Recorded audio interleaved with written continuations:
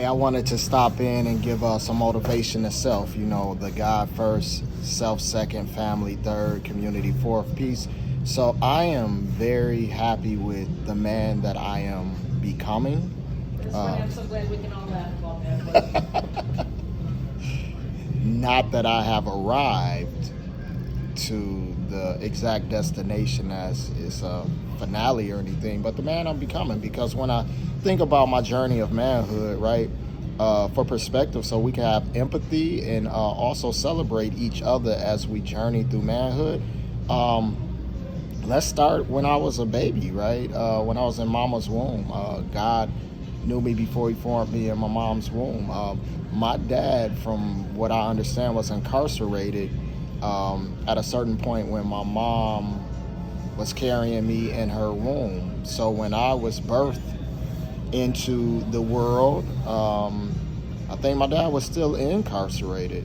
So my journey actually began for real in a single parent environment, right? I'm thankful for the men who stepped in, like my grandfather George, my granddad Oscar, my uncle Marlon, my uncle Stephen, my uncle Mark, my uncle Ronald, my uncle Reggie, my uncle Oscar, my uncle Robert.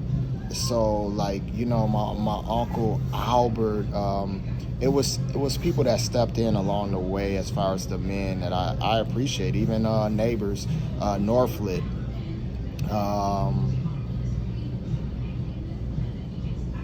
Freddie, just to name a few, right? And thank you for the big cousins or big homies that showed me, you know, what being an older boy looked like. You know what I mean? Because part of my journey was really, you know, I'm sitting here at the car shop right now. We got cars that drive themselves now, right? So these different journeys of life, some are with a father driving and showing, some are with a kid hopping in the driver's seat and trying to figure it out, you know. And for me, I tried to figure it out, and I am happy with where I am. For one, I'll be 40 in about 2 months, and I'm not, I mean, just to say I'll be 40 in 2 months, I'm alive. You know, survived the violence of Flint, Michigan, survived the water crisis of Flint, Michigan, survived teenage years and adolescent years and childhood years in the 20-year-old season in 20 Michigan. Like, I mean, in Flint, Michigan, a 20-year-old season in Flint, Michigan. Like,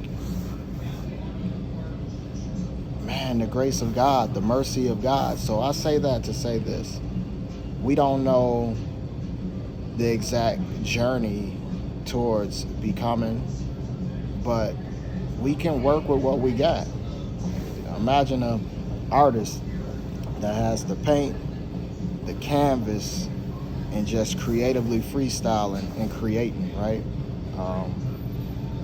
I also thought when I was on the way here this morning, I thought some people may have a father in the house which may give them a certain framework, a certain guidance on how to be a man, or how a man is to treat a daughter, and then how a man is to treat a woman when she grows into that, right?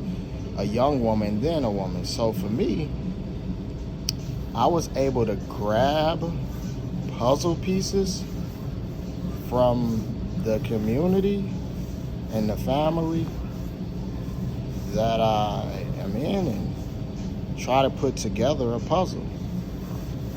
Granddad George, Granddad Oscar, Granddad Albert, Uncle Albert, Uncle Marlon, Uncle Stephen, Uncle Mark, Uncle Ronald, Uncle Reggie, Uncle Oscar, Uncle Bob.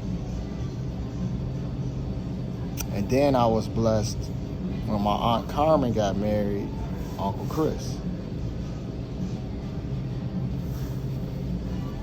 So when I say grew up in a household without a father, when my dad did get out of prison, I spent some time with him, so I was able to grab from my father, season grab.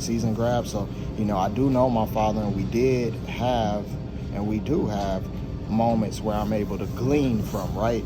But my journey was a little different, so it's not like I never had a dad, I couldn't see my dad, or my mom kept me from my dad, or my dad kept me from my dad. Even when he made decisions that kept me from him, like when he went to prison, when he got out, it was still some reconciliation that took place in the relationship, and I was able to glean some fatherhood from him. So manhood and fatherhood, I was able to glean from him. When it comes to live in, like in the household, I think it was 2 times in my life that I can recall living with someone that was generationally older than me, right? Like at 19 and 20, I got a chance to live with Zoe, who was like a big brother to me. And on this, I would do it on the same row. that season, I learned a lot. I learned a lot in that season, and he actually gave me the opportunity to have some freedom. You go to school, you focus on your music, you do your part-time work. You know what I mean? He really took me under the wing as big brother, and really looked out for me in a season. You know what I mean? And thank you, Zoe. Uncle Chris, when I was in a situation where I went and stayed with Aunt Carmen and Uncle Chris for a while in the summer in between one of my high school years. Uncle Chris took me under the wing and taught me some work ethic, and I needed that because being a granny's boy or a mama's boy or an auntie's boy, and being able to go and lean on them, I needed some of that. So thank you, Uncle Chris. And I say all that to say, all the mentors that I've been able to pull from, you know what I mean? And I don't want to not say names, but I don't want to say names and then miss some names. Let's give flowers where flowers are due. Tim Lamb, Kevin Galloway, we call him, Big Kev, and then you got Kermit, you got Nick, you got Bishop Knox, you got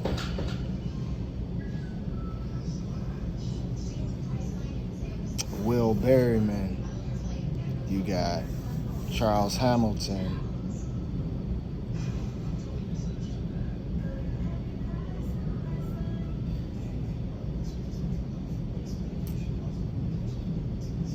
you got Billy, you got Wild Bill, you got Mustafa,